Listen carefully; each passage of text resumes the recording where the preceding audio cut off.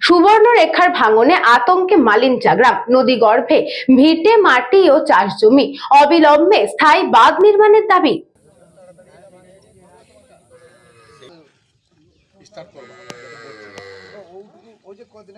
বর্ষার শুরুতেই সুবর্ণরেখা নদীর জলস্তর বৃদ্ধি পাওয়ায় ভয়াবহ নদী ভাঙনের মুখে পড়েছে ঝাড়গ্রাম জেলার গোবিবল্লভপুর ২ নম্বর ব্লকের মালিঞ্চা গ্রাম।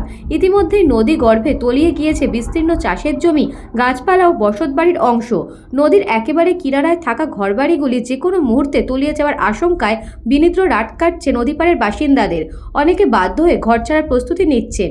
স্থানীয় বাসিন্দাদের অভিযোগ, প্রতি বছর বর্ষার সময় নদী ভাঙন রোধে নানা প্রতিশ্রুতি দেওয়া হলেও বর্ষা পার হতেই তা ধামাচাপা পড়ে যায়। তৃণমূল সরকারের আমলেও স্থায়ী সমাধানের কোনো উদ্যোগ নেওয়া হয়নি। গ্রামবাসীদের দাবি, দীর্ঘদিন ধরে সুবর্ণরেখা নদী থেকে বেআইনিভাবে বালি তোলার কারণেই নদীর স্বাভাবিক গতিপথ নষ্ট হয়েছে এবং পাড়ের মাটি দুর্বল হয়ে ভাঙন আর ত্বরান্বিত হয়েছে।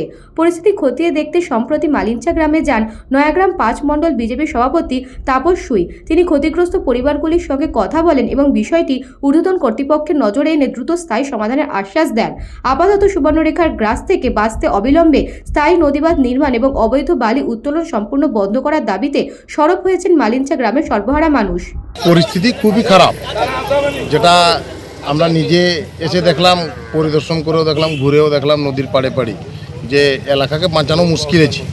বিগত দিন থেকে যে সরকার ছিল ওই সরকারের ভাবা উচিত ছিল যে এলাকাটা কী করে বেঁচে থাকবে, কিন্তু হুট করে আমরা তো কিছু করে দিতে পারবো না।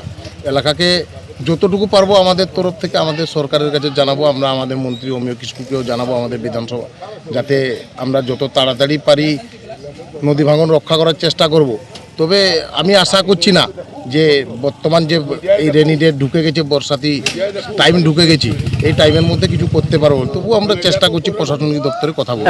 দেখুন, এলাকাবাসী ঠিকই বলেছি, এদিকগুলোতে অবৈধ বালি প্রচুর পরিমাণে তোলা হয়েছে, না বলে কথা না।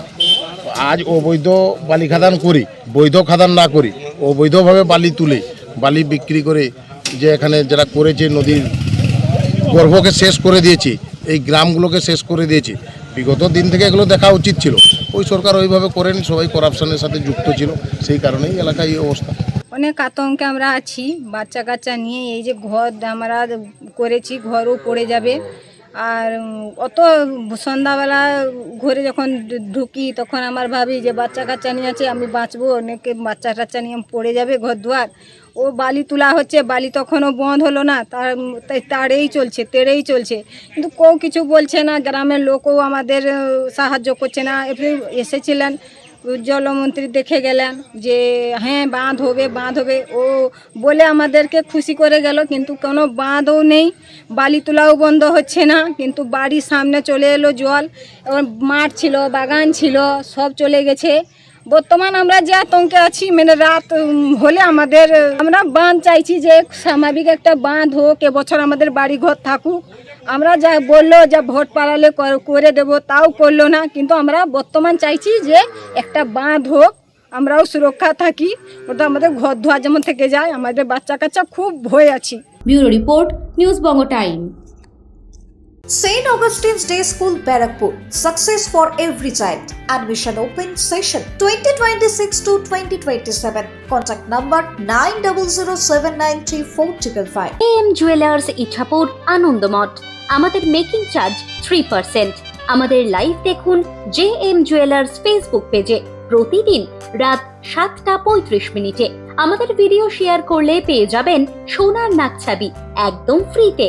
ঠিকানা ইছাপুর আনন্দমঠ, উত্তর 24 পরগনা। যোগাযোগ 7439131404। আমাদের অনলাইন ডেলিভারির ব্যবস্থা আছে।